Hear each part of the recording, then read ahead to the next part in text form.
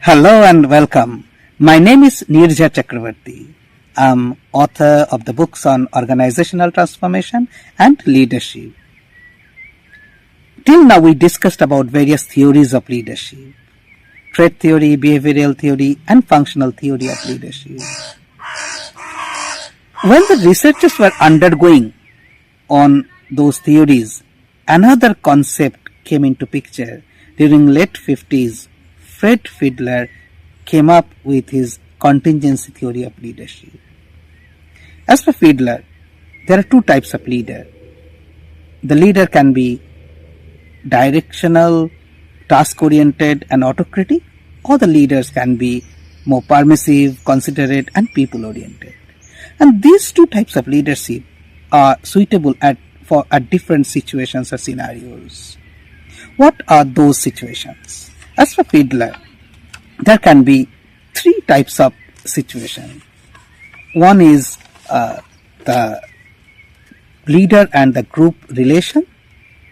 What is leader's relation with his or her group members? Another one is task structure, whether the task which needs to be performed by the group, it is defined or not. And third one is leader's positional power. In combination of these three situations, there can be various scenarios. How the leader perform effectively, or which type of leadership is effective on those scenarios. For that, Fiedler did his research.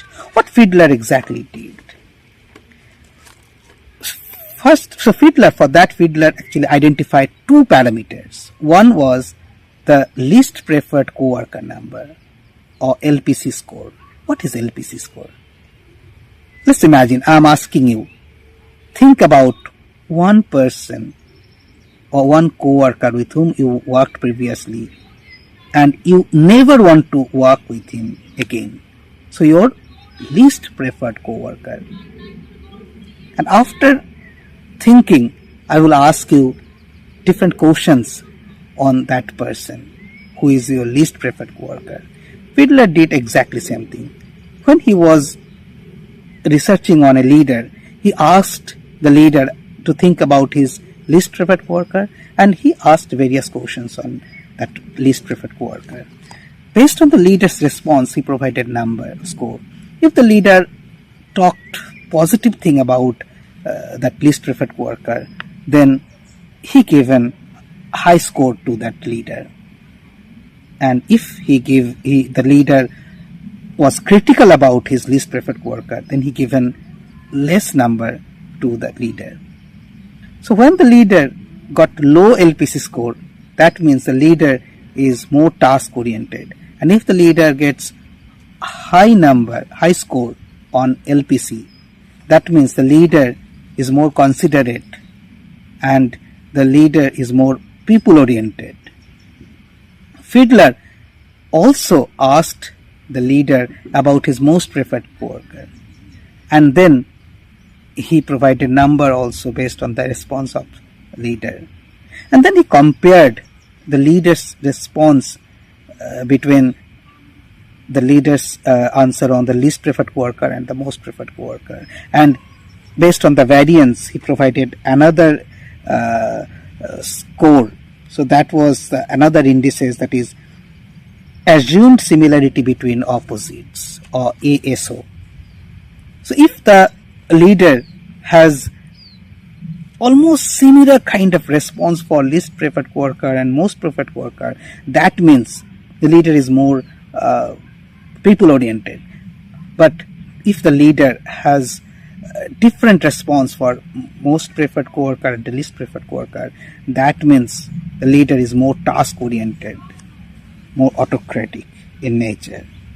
So these two parameters, LPC and ASO score, based on which the model was developed, and Fiedler then divided the different group task situation, those three group task situations like leader-member relationship, task structure, and positional power of the leader. Based on that, based on the combination of those three group task situation, Fiedler identified 8 scenarios.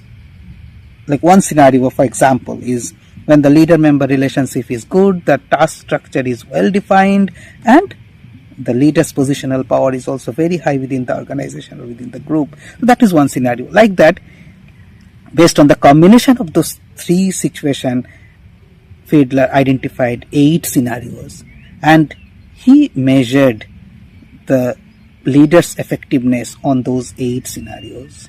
And based on his research, he found that the task-oriented leaders who has low LPC score, they will be most successful in group task situations, which is either very favorable or it is highly unfavorable for the leader.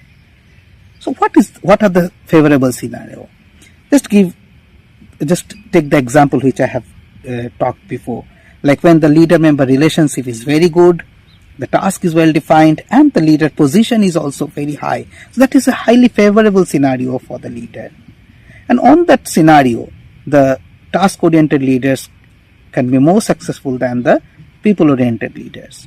And think about another opposite scenario where the leader-member relationship is poor or moderately poor, then task structure is undefined, and the leader's position is also weak. So everything is unfavorable for that leader. In that scenario, if you identify a people-oriented person, most likely he will be unsuccessful. But on those scenario, the task-oriented person who thinks only about task, hardcore task-oriented person or leader can be successful on those scenarios. So when the situation is favorable or it is highly unfavorable on the scenario, the task-oriented leaders can be successful. However, in moderate scenario or intermediate scenario, like which is not highly favorable or unfavorable, on the scenario, task-oriented leaders may not be successful. On the scenario, people-oriented person can be more successful, or people-oriented leaders can be more successful. Just imagine a situation when the group member relationship is good, however, the task is unstructured and the leader's positional power is very weak. In those scenario, based on the leader's relationship, good relationship with the group members, the people-oriented person can be successful. Also think about another scenario when the leader's relationship with the group members are not good, moderately poor. However, the task is well structured and the leader's position is also very high. His authority is very high.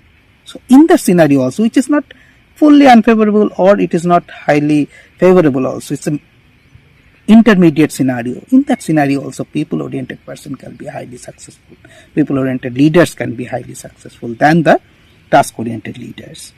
So like that, on different 8 scenarios,